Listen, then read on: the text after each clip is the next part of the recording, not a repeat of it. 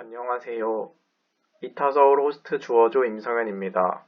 오늘 이 영상을 찍게 된 이유는 저희 이타서울이 진행하고 있는 수질 탐사에 대해 이야기하기 위해서입니다. 저희는 색강 주변의 물을 채수하여 수질 측정 장비를 통해 물의 여러 가지 성분을 측정하고 있는데요. 그 성분 중에는 물에 얼마나 고형물질이 녹아들어 있는지 확인할 수 있는 TDS, 전기 전도도가 얼마나 되는지 확인할 수 있는 EC, 물의 산성과 염기성 농도를 확인할 수 있는 pH 등과 같은 것들을 측정하여 정부에서 직접적으로 하기 힘든 수질 정보 수집을 하는 일을 하고 있습니다. 여러 조가 색강 여러 곳으로 뿔뿔이 흩어져 각자 채수 포인트를 찾아서 채수한 뒤 측정하고 기록하고 보고서를 매주 올리고 있습니다.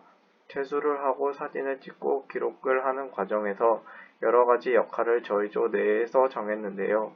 저는 주어조에서 2달 가까이 고정으로 물이 흐르는 곳에 가서 채수를 하는 역할을 맡아왔습니다.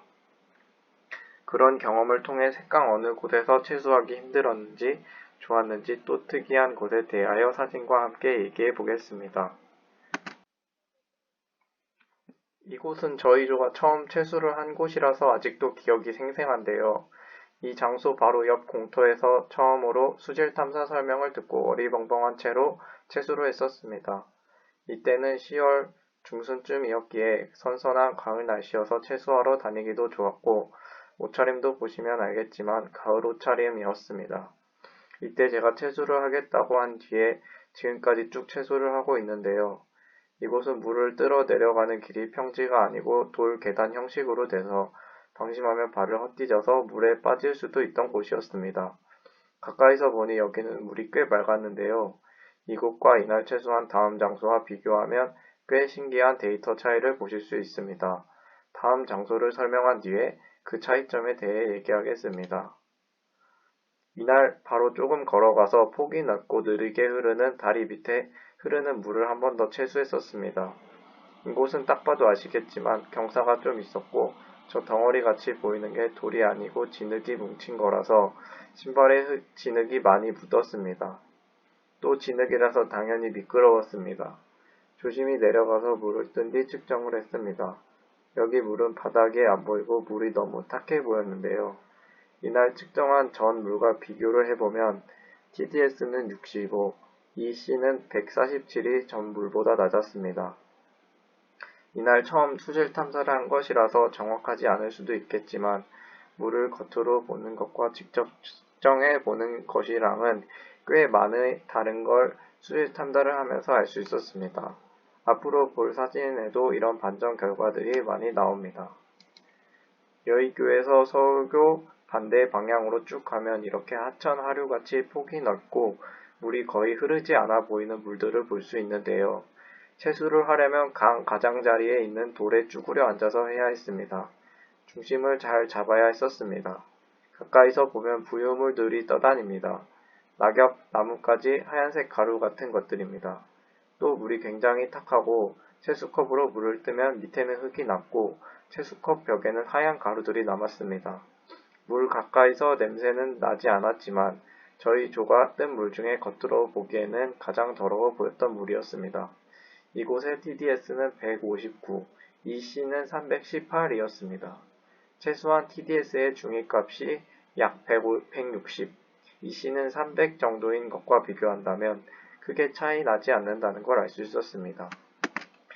이 사진들을 보면 낙엽들이 보이시나요? 또 물은 굉장히 탁해 보이는 것을 알 수 있습니다. 여기도 경사가 매우 가파라서 내려갈 때 조심조심 하면서 내려갔습니다. 가까이 가서 봐도 정말 물이 탁해 보였는데요. 이곳 물도 방금 사진과 비슷하게 채수컵에 이물질들이 많이 묻어나왔습니다. 이곳의 TDS는 153, EC는 306입니다. 마찬가지로 생각했던 것보다는 그리 높지 않은 걸 알 수 있습니다. 왼쪽 사진은 지하수가 배수구에 나온 지 얼마 안 된 물이라 물이 급하게 흘렀던 물이고 오른쪽 사진은 저렇게 흐른 물이 고여서 쌓인 웨인못입니다. 왼쪽 장소에서는 물이 엄청 세게 흘려서 채수 막대기가 밀려날 뻔했습니다. 하지만 측정하기에는 장소가 좋았습니다. 가파르지도 않고 진흙도 없었습니다. 그러면 이 둘의 데이터를 비교해 보겠습니다. 왼쪽은 TDS 217, EC는 435, 오른쪽은 TDS 198, EC는 396입니다. 겉보기에는 왼쪽이 맑아 보였지만 역시 왼쪽의 수치가 더 높게 나왔습니다.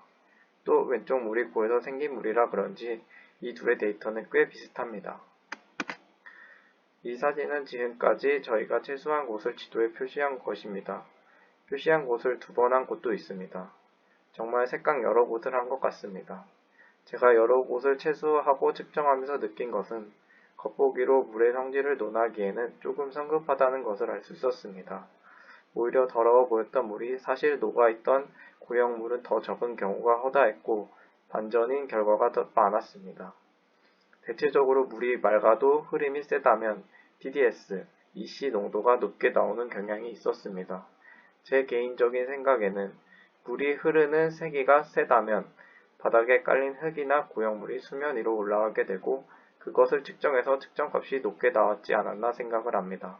반대로 물이 흐르지 않는다면 고형물들이 가라앉게 되겠고요. 지금까지 여러 색강의 채수 포인트를 같이 봤는데요.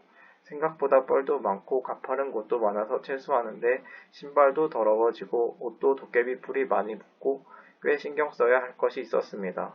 하지만 여러 곳에서 물을 가까이 보고 그 물들이 각각 다른 성질을 띠는 것을 보면서 꽤 흥미로울 때도 많았습니다. 여러분들도 색강 가까이 가서 물을 보면 멀리서 보는 것과 또 다른 느낌을 얻을 수도 있을 것 같습니다. 지금까지 영상을 봐주셔서 감사합니다.